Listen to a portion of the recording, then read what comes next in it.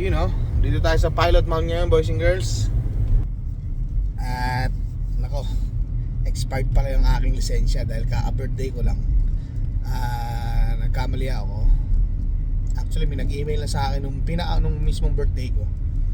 So may nag-email sa akin na expired na lisensya ko, kaya ngayon papa-register natin dito or papa-renew natin dito. Hopefully tanggapin nila, no, kahit Alberta license na expired, kasi 2 days pa lang naman. Sana ano yun nila, i-honor nila or palitan lang. Yeah, kaya tara, samahan niyo ako.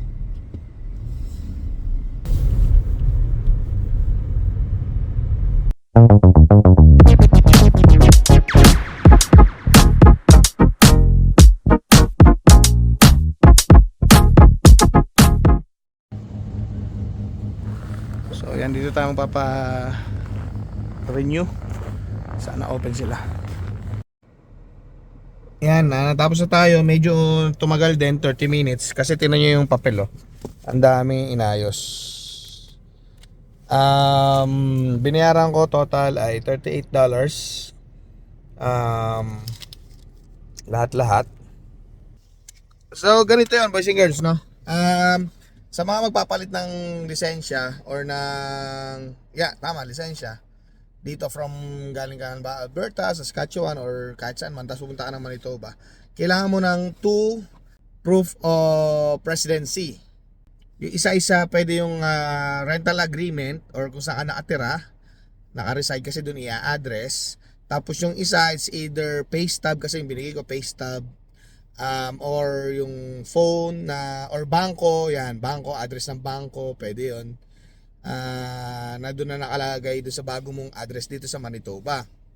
Ngayon, ba't ang daming documents doon sa, ang daming pinirmahan or sinerox, chinek? Actually nagtagal kasi, tumawag pa siya sa isang agency, tapos hindi ko alam, nakalimutan ko kung saan niya tinawag. Just to verify lang daw yun. Tumawag siya just to verify kung active yung aking lisensya or kung may huli yata or whatsoever. So tinawag. Okay naman, wala namang problemang huli or what. Thank you Lord. Pero ang nakalagay kasi doon sa aking lisensya, ito importante to yung aking Randy Vargas Cuevas, may middle name. So Randy Vargas Cuevas.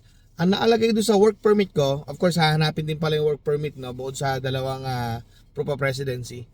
Yung work permit ko nakalagay is Randy Cuevas lang. So hindi ko alam kung ba't ganun yung nakalagay sa work permit ko. Wala akong middle name. So sabi nung kausap niya, parang naririnig ko over the phone kasi tahimik lang naman dito. So sabi niya baka magkaroon ng confusion and ma-flag yung magiging lisensya ko kung hindi ko gagamitin yung Randy Vargas Cuevas. So humingi siya ng additional documents. Buti na lang, dala-dala ko tong mahiwagang folder namin. Ayan, itong mahiwagang folder namin. Lahat to nandito, lahat ng dokumento namin from the Philippines at lahat ng mga dokumento namin na nanggaling pumasok dito, nandito sa isang folder na to. So humingi siya ng passport, humingi siya ng birth certificate. Nagulat ako, birth certificate, kasi just to confirm yung Vargas name, middle name ko. So Randy Vargas Cuevas. So tinawag, syempre siguro dinouble check or verify, kaya medyo matagal kasi hindi siya nagsasalita, matagal. Tapos hello, gumano ulit siya. So okay na ba? Ang ginawa niya, ang pagkakaintindi ko, sabi niya, sige, gawa ka ng report mo. Gagawa ako ng report ko dito, or explanation, hindi report. Gawa ka ng explanation mo dyan. Gawa ako ng explanation dito na ganito yung na-receive ko, na dapat is yung Randy Vargas Cuevas. So hindi yung kasi ang usually daw nilalagay talaga sa lisensya ay yung Randy Vargas, yung kung ano yung nasa work permit. Di ba nagpalit ako ng work permit, boys and girls? At nagkaroon ako ng yung vulnerable open work permit. So siguro hindi na ilagay yung Vargas middle name ko doon. Pero nung nag-entry ako dito, for sure may Randy Vargas Cuevas yun. Kaya nung pinakita ko yun sa registry sa Alberta, yun yung nilagay nila. So ngayon naman, nakalagay dito, Randy Cuevas lang sa work permit ko. So sabi nung kausap nung babae na taga dito, taga registry. So ang susundin ko ba ay yung nasa work permit na Randy Cuevas lang, walang middle name, o yung nasa lisensya? Sabi nung kausap niya sa phone, yung nasa lisensya niya. Kasi kundi mapa-flag siya or magkakaroon ng new identity kasi wala yung middle name. So gano'n, medyo komplikado boys and girls, no? At ayan, $38 ang binayaran ko. Pero dito matagal. Sa Alberta 7 days. 10 to 7 days, pero usually dumarating siya before 7 days. Dito daw naabot ng 3 to 4 weeks. So isang buwan. Bigyan naman ako ng temporary license, pwede ko daw gamitin 'yun. So yan ang nangyari ngayon sa. Tapos nga pala, hindi pa pala ako nakapagparehistro ng sasakyan kasi kailangan ng inspection. So, kahit bago daw yung sasakyan ko, kailangan pa rin daw ng inspection. Pwede ko pa naman daw siya gamitin hanggang 3 months. Ganun pala yon. Pag pumasok ka sa isang province, pwede mo gamitin yung lisensya or yung registration mo, plate number, hanggang 3 months. So, pwede pa daw ako hanggang March, hanggang March. So, pwede ko pa siya gamitin. Pero, syempre, inspection daw bago yung rehistro. Yan. So, lisensya, okay na tayo boys and girls. Na-renew naman nila. Kahit expired yung lisensya ko, walang problema. Hindi naman nila tinanong, ba't niya walang pumunta? Expired na lisensya mo? Hindi naman. Wala naman ganun. So, binati pa nga ako. Belated happy birthday. Ganun. So, yeah. That's it, boys and girls. Merry Christmas, boys and girls. So, ito sitwasyon ngayon dito pag Pasko. What's up, boys and girls? It's your boy, Randy Boy. Ayan. December 25 ngayon, boys and girls. 2025. At ngayon ay Pasko dito sa Canada.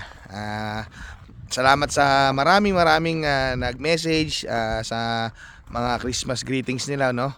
At ito ngayon, i-start lang natin sa sakyan. Wala akong pasok ngayon.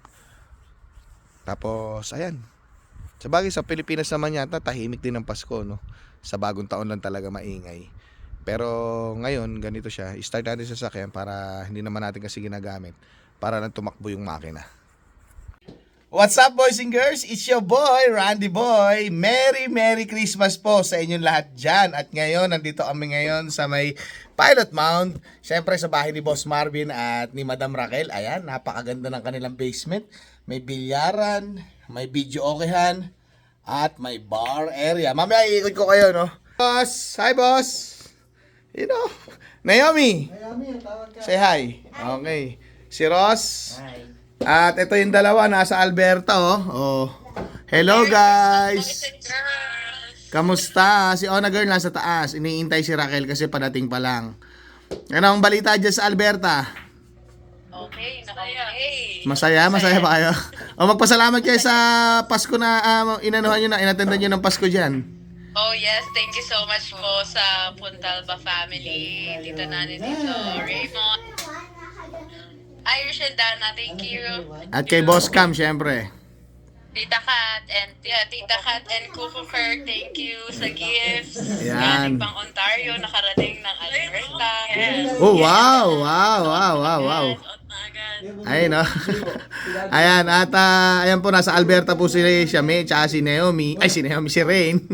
si Shame at si Rain nasa Alberta. Nag-Christmas po sila kina Ate Emily at kay Kuya Boyet.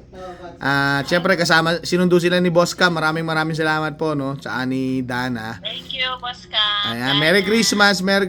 At kami habang nandito sa Manitoba, ay nag-enjoy kami dito sa lugar nila Boss Marvin. What's up? Okay, bye-bye na kayo. Bye-bye. Bye!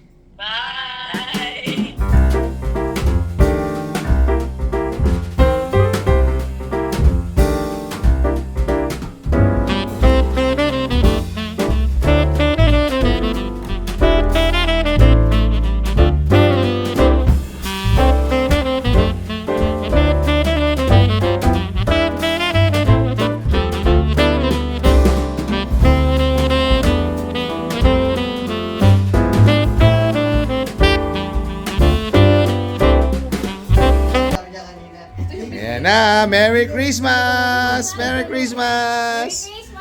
Yay! Kain na. Kakauwi lang galing sa work. Oh, itong dalawang to masisipag. May pasok kanina umaga, may pasok ngayong araw na to, ng Pasko. Oh, pero ngayon ay let's eat. Kain na.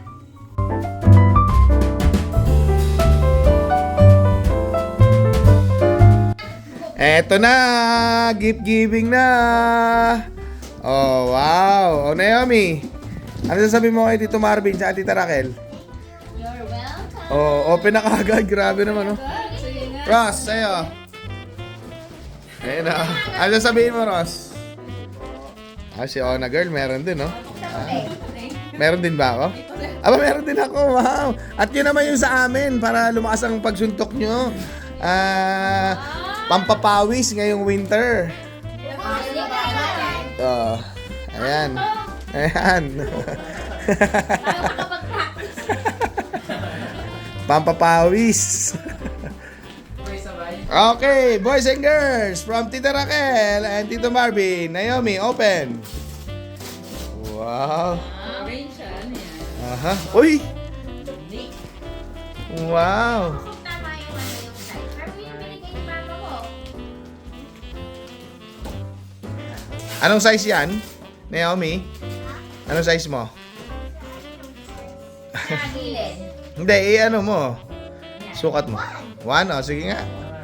Tingin nga natin. Mark, nandito lang 30 naman.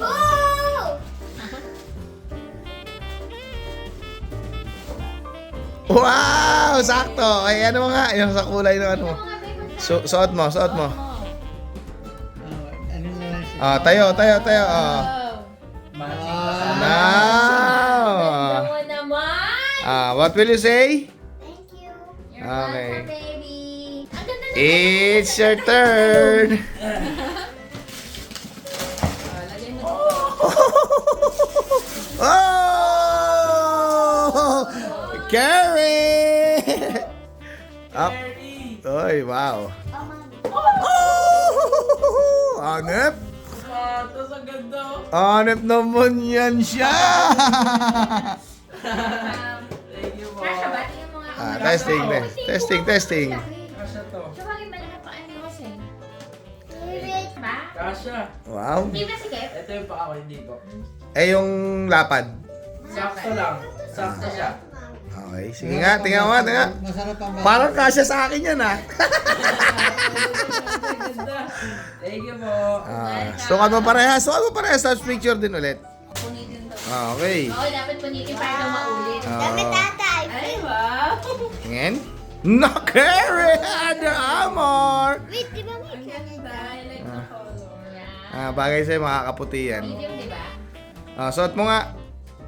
Suot mo. Thank you so much. Okay. Ayan, ako, unang-una, maraming salamat. Boss Marvin and Madam Raquel. May speech talaga. At, Manitoba gift! Ay, Uy, matching! Anong size binigay mo? Medium. Ayun. Yun puti. May puti ka na. Okay, may puti na ako. Ayan, oh. Hindi na namin nabalot kasi wala kami makitang gift wrap. Yan. Pang-practice nila yan. Pero ito naman siya, ang nasa labas. So, yan. Oh, yan. Thank you. Picture kayo. Picture naman. Baby, dali.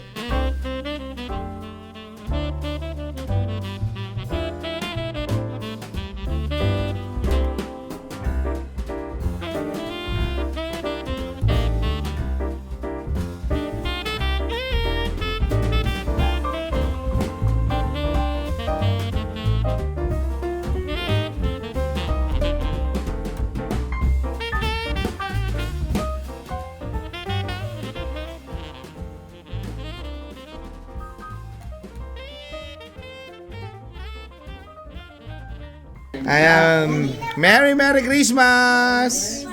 Merry Christmas! Ayan, oh. Masaya naman si Naomi, oh. Naomi, patingin nga yan. Nox. Si Ross. Para mas masaya si Ross. Parang masaya si Ross, ah. Ano ko lang itong basura. May pang-school na si Naomi. Hanep. Naomi, lagi mo tatandaan, pag in-invite ka ni Tita, may shoes ka lagi. Sa Christmas. Kaya pauwi na kami, boys and girls. At syempre may tumawag. Hello, hello, hello. Hello, Naomi. Hello. Hindi ba ba? Merry Christmas po. Merry Christmas! Ay, Tele. Merry Christmas. Abay, nandiyan ka pala. Oo nga. Kami ay nakipaskuhan dito sa inyo. Kaso namin nawala. Oh. Kami nagka... Yun nga ang sabi ni Raquel. Ay siya, kami ay pauwi na. Merry Christmas, ha. Merry Christmas. Merry Thank you, Christmas, thank you, Merry thank you. Christmas, Merry Christmas. Thank you, Merry Merry Christmas. Christmas. Merry Christmas. Merry Christmas, baby. Kiss mo na, Tito. Boss. Hulog ka.